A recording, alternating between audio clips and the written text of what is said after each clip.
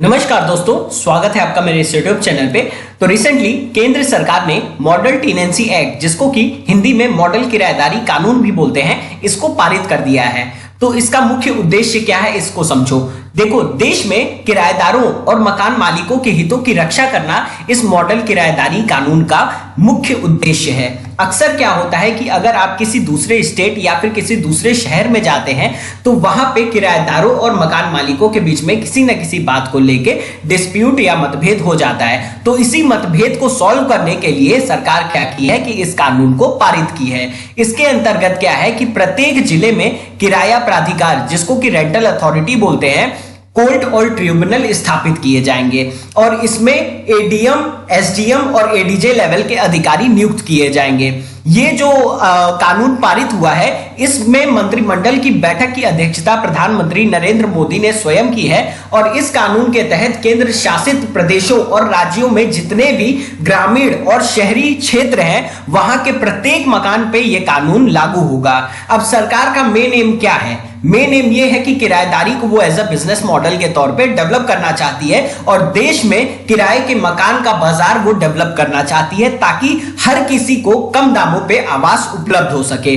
तो देखो, जो रेंट कोर्ट है उसमें अतिरिक्त जिलाधिकारी यानी एडीएम लेवल का अधिकारी बैठेगा।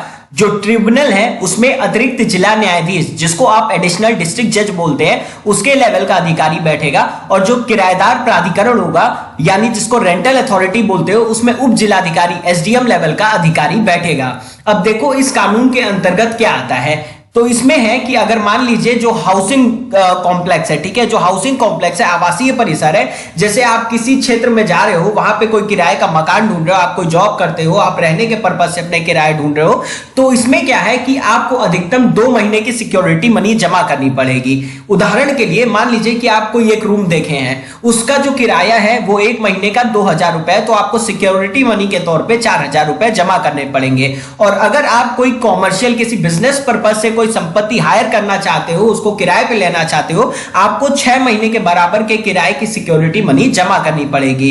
इसके तहत क्या है कि नए किराएदारों के साथ अगर आप कोई एग्रीमेंट करते हैं तो इस एग्रीमेंट को आपको रेंटल अथॉरिटी को जमा कराना होगा और किराए की जो अवधि है इसका निर्धारण मकान मालिक और किराएदार के बीच में सहमति से होगा। तो देखो, अब इसके अंतर्गत दंड का क्या प्रावधान है। मान लो आप कहीं किराए पर रह रहे हो, आपने 1 साल का बॉन्ड भरा है और आप हर महीने 2000 रुपए देते थे। तो अगर बॉन्ड खत्म हो गया, उसके बाद भी आप रूम खाली नहीं कर रहे हो, तो क्या होगा कि आपको अगले 2 महीने तक दुगनी राशि से भुगतान करना पड़ेगा।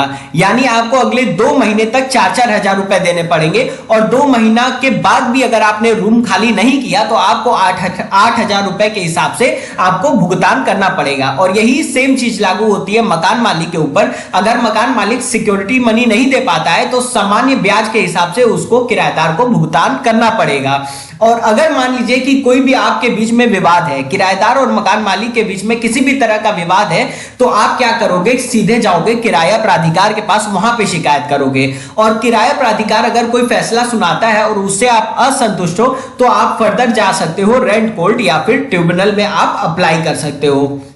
अब मान लीजिए कि ऐसी कोई कंडीशन आ जाती है कि किराएदार और मकान मालिक के बीच में किसी भी प्रकार की कोई सहमति नहीं बन पाती है, तो ऐसे कंडीशन पे संपत्ति की मरम्मत, दीवार और खिड़की का रंगाई पुताई, जलापूर्ति पाइपलाइन को बदलना, बाहरी व भीतरी इलेक्ट्रिक वायरिंग के रखरखाव की जिम्मेदारी मालिक की हो जाएगी और नालों की सफाई, स्विच व सॉकेट की मरम्मत, दरवाजे और खिड़की में लगे शीशे के पैनलों को बदलने, खुले स्थान की देखरेख की जिम्मेदारी किराएदार की हो जाएगी।